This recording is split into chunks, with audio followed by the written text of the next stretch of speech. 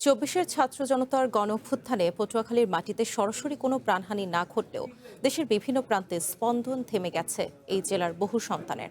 চট্টগ্রাম বিশ্ববিদ্যালয়ের ছাত্র হৃদয় চন্দ্র তরুয়া, উত্তরার রাজপথে সাগর গাজী কিংবা যাত্রাবাড়িতে পেশাগত দায়িত্ব পালনকালে বুলেটে ঝাঁঝরা হওয়া সাংবাদিক মেহেদী হাসান সবাই পটুয়াখালীর কৃতি সন্তান। ঘটনার 2 বছর পেরিয়ে গেলেও এই 3 শহীদ পরিবারে আজও থামেনি বুক ভরা কান্না। আর্থিক কিছু সহায়তা মিললেও স্বজনদের একমাত্র দাবি এখন খুনিদের দ্রুত বিচার।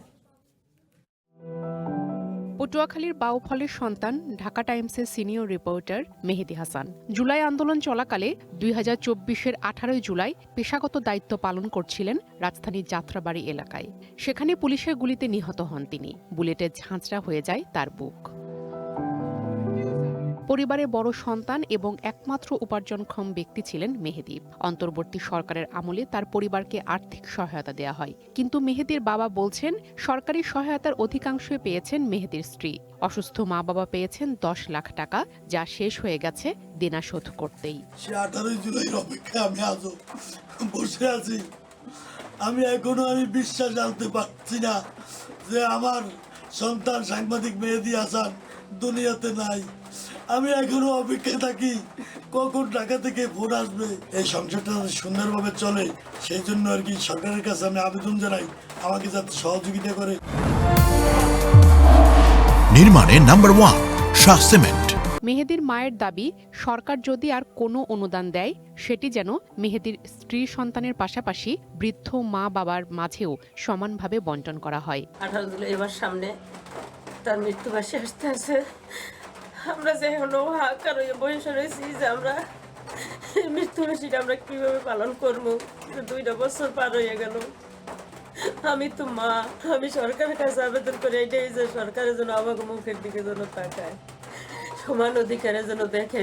আমাদের 2টা নাতিও আছে, তাকেও যেন দেখে, আমাদেরও যেন দেখে। 24-এর 18 জুলাই চট্টগ্রাম বিশ্ববিদ্যালয়ের 3য় বর্ষের শিক্ষার্থী হৃদয় চন্দ্র তরুয়া টিউশনি শেষ করে বাসায় ফেরার সময় আন্দোলনের মাঝে পড়ে গুলিবিদ্ধ হন। 23শে জুলাই ঢাকা মেডিকেলে মৃত্যু হয় তার।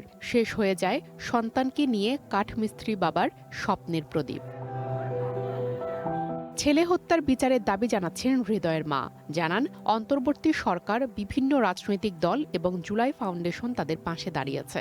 হৃদয়ের বোনকে পটুয়াখালী বিজ্ঞান ও প্রযুক্তি বিশ্ববিদ্যালয়ে মাস্টার রোলে চাকরিও দেওয়া হয়েছে, যদিও এখনও সেই চাকরি স্থায়ী হয়নি। কত বড় কষ্ট আর কত বড় আগুন সবসময় হৃদয় জ্বলে, হ্যাঁ ভগবান জানে। আর আমি ঘরে যারা মারছে বিষের একটু দেখতে পারতাম কি কোন অপরাধের কারণে।